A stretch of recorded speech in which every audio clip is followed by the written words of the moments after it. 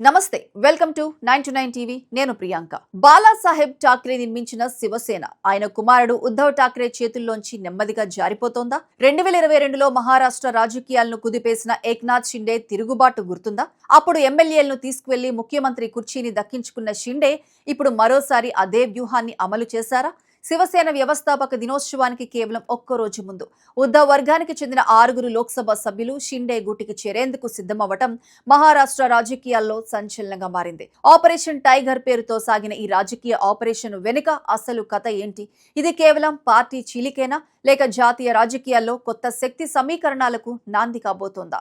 మహారాష్ట్ర రాజకీయాల్లో మరోసారి శివసేన కేంద్ర బిందువుగా మారింది. ఏక్నాథ్ షిండే నేతృత్వంలోని శివసేన వర్గం భారీ రాజకీయ విజయాన్ని నమోదు చేసుకున్నట్లు కనిపిస్తోంది.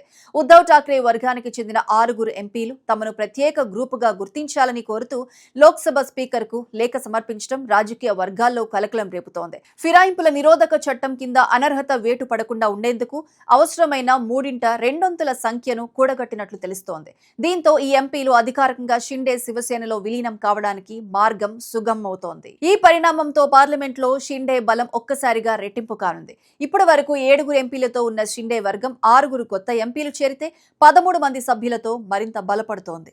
ఇది కేవలం సంఖ్యల పెరుగుదల మాత్రమే కాదు, ఢిల్లీలో అధికారంలో ఉన్న ఎన్డీఏ కూటమిలో షిండే రాజకీయ ప్రాధాన్యతను అమాంతం పెంచే పరిణామం. ఇప్పటి వరకు సహాయ మంత్రి పదవులతో సరిపెట్టుకున్న షిండే వర్గం ఇకపై కేంద్ర కేబినెట్ లో కీలక శాఖల కోసం ఒత్తిడి తెచ్చే స్థితికి చేరుకునే అవకాశం ఉంది. ఈ పరిణామాన్ని అర్థం చేసుకోవాలంటే 2022కు వెళ్లాలి. అప్పుడు శివసేనలో చెలరేగిన తిరుగుబాటు మహారాష్ట్ర రాజకీయ చరిత్రనే మార్చేసింది. ఉద్ధవ్ ఠాక్రే నేతృత్వంలోని మహావికాస్ అఘాడీ ప్రభుత్వంపై అసంతృప్తితో ఏక్నాథ్ షిండే పెద్ద ఎత్తున ఎమ్మెల్యేలను తన వెంట తీసుకువెళ్లారు. ఆ తిరుగుబాటే ఉద్ధవ్ ప్రభుత్వ పతనానికి కారణమైంది. తర్వాత ఎన్నికల సంఘం కూడా అసలైన శివసేన గుర్తు, పార్టీ పేరును షిండే వర్గానికే కేటాయించింది. ఇప్పుడు అదే కథ మరోసారి పార్లమెంట్ వేదికగా పునరావృతమవుతోందని రాజకీయ విశ్లేషకులు భావిస్తున్నారు. మరోవైపు ఉద్ధవ్ ఠాక్రే వర్గం తీవ్ర ఆగ్రహం వ్యక్తం చేస్తోంది. పార్టీ సీనియర్ నేత సంజయ్ రౌత్ ఈ పరిణామాల వెనుక భారీ ఆర్థిక ప్రలోభాలు, దర్యాప్తు సంస్థల ఒత్తిళ్లు ఉన్నాయని ఆరోపించారు.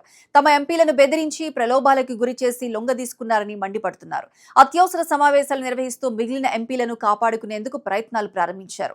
అయితే ఈ పరిణామాల ప్రభావం మహారాష్ట్రకే పరిమితం కాకపోవచ్చు. రాబోయే లోక్సభ ఎన్నికల్లోనూ సీట్ల సర్దుబాటు, ఎన్డీఏలో అధికార సమీకరణాలు, కేంద్ర మంత్రివర్గ విస్తరణ అన్నింటిపైన దీని ప్రభావం కనిపించే అవకాశం ఉంది. బీజేపీతో చర్చల్లో షిండే మరింత బలమైన స్థితిలో ఉండవచ్చని రాజకీయ పరిశీలకులు అంచనా వేస్తున్నారు.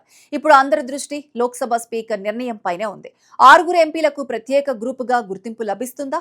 ఫిరాయింపుల నిరోధక చట్టం వర్తిస్తుందా? ఉద్ధవ్ ఠాక్రే శివసేన మరింత బలహీనపడుతుందా లేక మరో రాజకీయ పోరాటానికి తెరలేస్తుందా? ఒక్క విషయం మాత్రం స్పష్టంగా కనిపిస్తోంది. 2022లో మహారాష్ట్రలో ప్రారంభమైన శివసేన అంతర్గత యుద్ధం ఇంకా ముగియలేదు. అది ఇప్పుడు అసెంబ్లీ నుంచి పార్లమెంట్ కు చేరుకుంది. బాలాసాహెబ్ నిర్మించిన పార్టీ భవిష్యత్తును నిర్ణయించే మరో కీలక అధ్యాయానికి మహారాష్ట్ర రాజకీయాలు సాక్ష్యమిస్తున్నాయి.